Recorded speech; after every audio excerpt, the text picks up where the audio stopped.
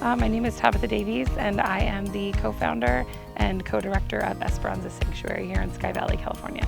Esperanza Sanctuary is a 501c3 nonprofit that is rooted in giving people and animals a second chance through community care, community education programs, and free to the public workshops. So I think a lot of people don't realize that they can be more food sovereign. They have the ability to grow food and vegetables to feed their families and not stress out about their bills so much, but that they can also do that if they have animals. There's so much that we have from our animals that we get in joy and interaction from our lives, but we can also take the things that would be considered waste and actually put that back into the soil in our land to help grow our food. Because I was once a person who couldn't feed themselves. So I made sure that my son got all of the food that he needed, but I didn't have anything. So I would go days without eating. So as soon as I realized that some of the fruits and vegetables I get Cardenas, I can take the seeds and I can grow them, I started growing things.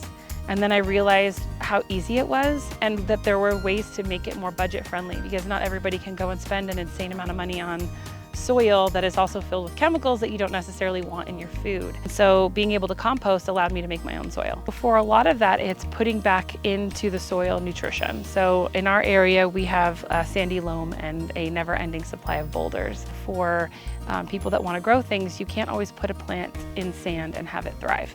But if you create compost from your goat, sheep, cow, chicken waste, you can put that back in along with all of the plants that you're pruning, dried leaves, things like that, and all kinds of stuff from your pantry that you would normally put in the trash can go back in to feed the soil. Then when you put your plants in, they can thrive. We have our manure for the animals. We will use the feathers from the birds. We will use the food from the kitchen, but we also use mulch. So for local arborists who have pet-safe, non-thorned trees, they will go ahead and chip them and bring them out to us, and then we will actually incorporate that as our brown material into our compost as well. We have our community composting program where you can get a 5-gallon bucket, you can take it home and fill it up with all of your food waste. All of that can go into your compost bin and come out here. Any sort of fruits and vegetables that have just gone bad, or your peels, banana peels can go in there, and we bring them into our community composting bins, and that gets turned into soil that the community can then take back to their gardens as well. So these are our community garden beds that we are lucky enough to have thanks to Desert Compost, and these will be available for the public to use. We actually composted directly into these bins.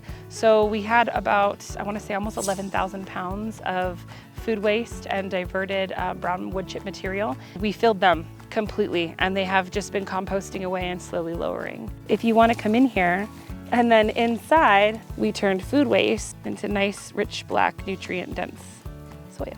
For our areas, for Sky Valley and Desert Edge, we have about 6,000 residents in total, the majority of which tend to live in manufactured homes, tiny homes, or RVs, which doesn't necessarily yield itself to being able to have a garden outside of a few container pots. What we want people to do is learn how to become more food safe and food independent and grow their own fruits and vegetables. Doing that does take a little bit of money as well to start up. And when we look at the demographics of our area, it's not something that everybody can afford. Being able to reserve a half a bin to start growing your fruits and vegetables and your food.